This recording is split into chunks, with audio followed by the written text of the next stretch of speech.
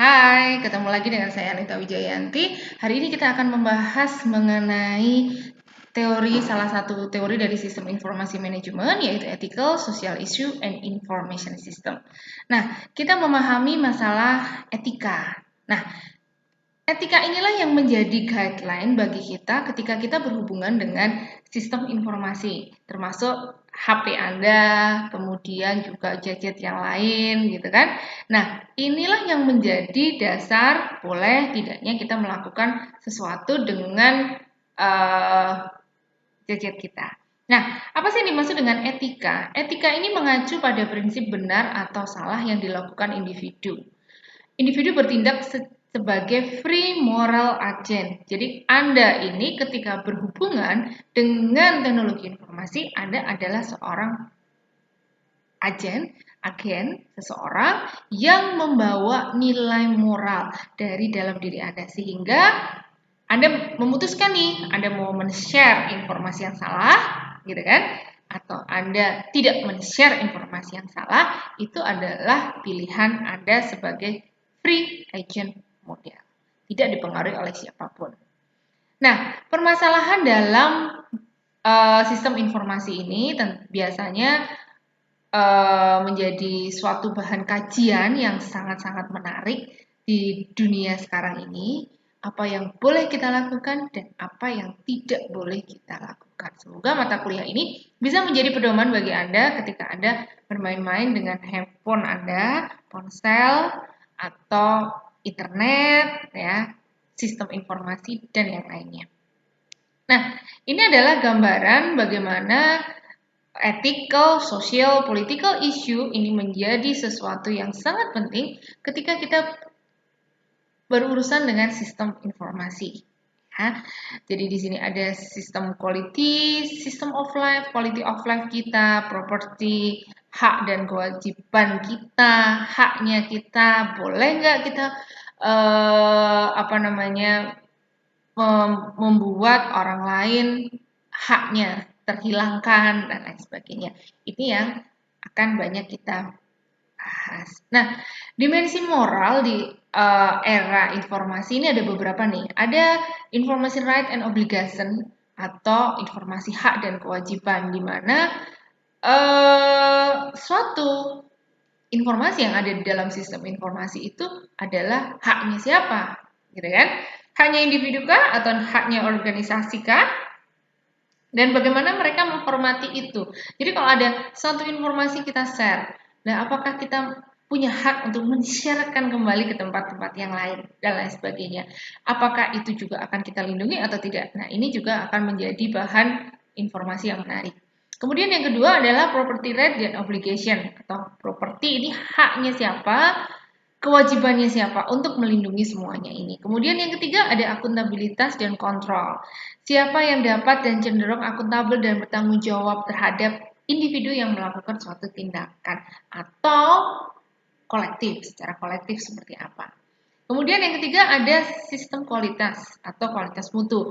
Standar data kualitas sistem yang seharusnya diminta untuk melindungi hak dan keamanan dari masyarakat.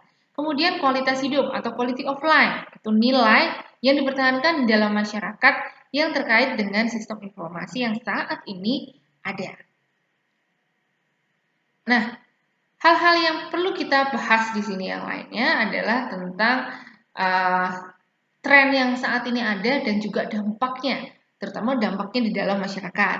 Ada kecepatan dari perubahan IT dan komputerisasi ya. Nah, ini di sini sekarang ini organisasi itu sangat tergantung kepada sistem informasi dan juga pada operasional yang berbasiskan dari sistem informasi. Kemudian penyimpanan data ini otomatis menjadi lebih murah. Ya, organisasi dapat mengembangkan database sekarang itu rinci per orang.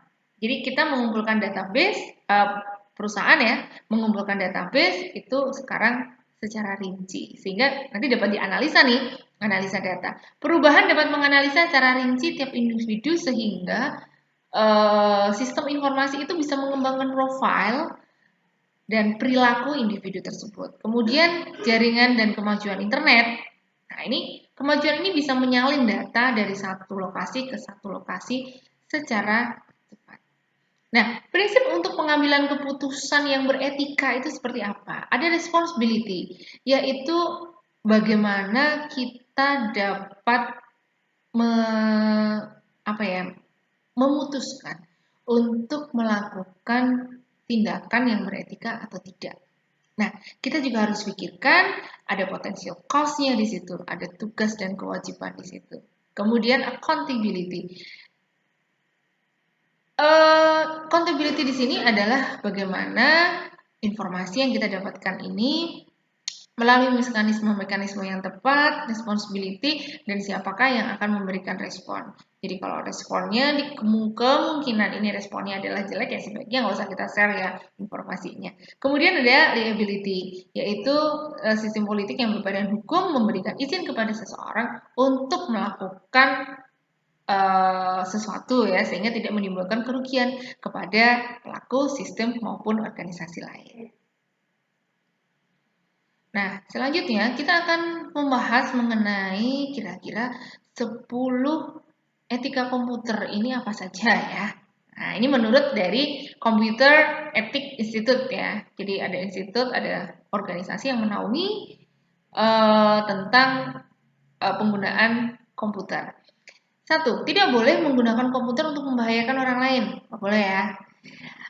Tidak boleh mengintervensi pekerjaan komputer orang lain, tidak boleh memata-matai file orang lain, tidak boleh menggunakan komputer untuk mencuri, gitu ya, tidak boleh untuk menyebarkan berita bohong, berita hoax nih. Kemudian juga tidak boleh untuk membajak, tidak boleh mengakses komputer orang lain tanpa izin yang bersangkutan, tidak boleh melanggar hak cipta dan hak hukum untuk karya dan pemikiran orang lain, tidak boleh lepas tanggung jawab dari dampak yang ditimbulkan, serta menggunakan komputer dengan tetap menghargai orang lain. Nah, itu ada 10 etika yang perlu kita pegang ketika kita berhubungan dengan sistem informasi. Nah, bagaimana sistem informasi ini akan mempengaruhi hukum untuk membangun responsibility, akuntabilitas, liabilitas, dan kualitas daripada kehidupan kita sehari-hari.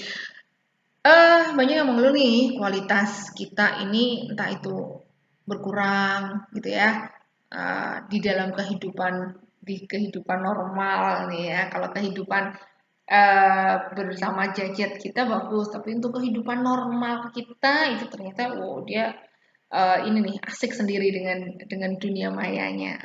Nah, untuk itu maka perlu nih sistem informasi yang ada hukum juga yang dibuat untuk membangun itu sehingga kehidupan sehari-hari kita juga masih biasa-biasa aja gitu ya, tidak berubah dengan adanya sistem informasi yang berkembang. Teknologi dan informasi terbaru menantang para penegak hukum dan praktisi sosial untuk menaungi individu dan institut yang akuntabel untuk melindungi kepentingan orang lain. Jadi selama ini kepentingan-kepentingan orang lain itu kadang-kadang disalahgunakan dengan adanya kemudahan, kecepatan dari sistem informasi. Nah, apa saja hak yang dimiliki oleh individu yang ada dengan menggunakan sistem informasi? Nah, ini ada hak informasi yaitu privasi dan kebebasan di era internet. Privasi, apa sih?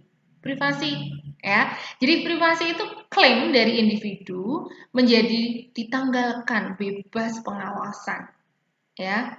Jadi kadang-kadang cobalah kalau kita menyadari gitu ya, kita mainan pakai handphone kemudian asal share dan lain sebagainya, itu ada privasi orang yang kita langgar. Oleh karena itu maka kita harus berhati-hati dengan menggunakan teknologi informasi.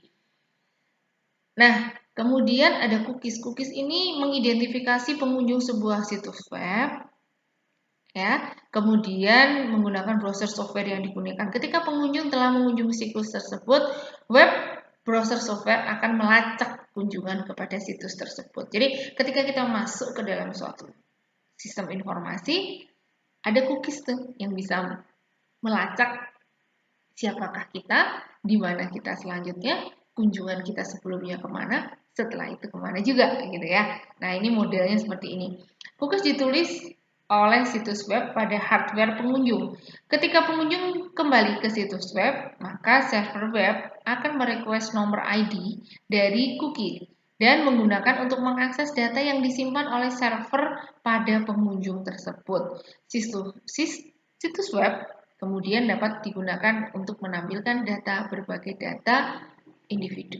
Oke, sampai di sini ya. Hati-hati kalau kita menggunakan sistem informasi. Ya, karena di masa sekarang ini privasi dan kebebasan kita sangat-sangat bisa tereksplor. Nah, kemudian apa yang kita lakukan? Nah, sebenarnya hukum sudah membuat guideline ya, sehingga hal-hal seperti di atas tadi, ketakutan-ketakutan tentang privasi itu bisa kita lokalisir gitu ya. Nah, ada beberapa yang bisa kita lakukan, yaitu tentang hak cipta atau kekayaan intelektual. Trade secret, suatu informasi di bidang teknologi dan bisnis yang tidak diketahui secara umum karena memiliki nilai ekonomi yang berguna.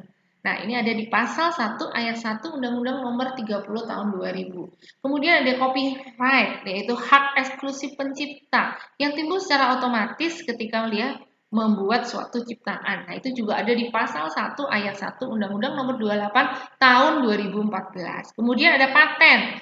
Paten ini adalah hak eksklusif yang diberikan ke negara oleh negara ya, diberikan oleh negara kepada penemu atas hasil penemuannya di bidang teknologi informasi.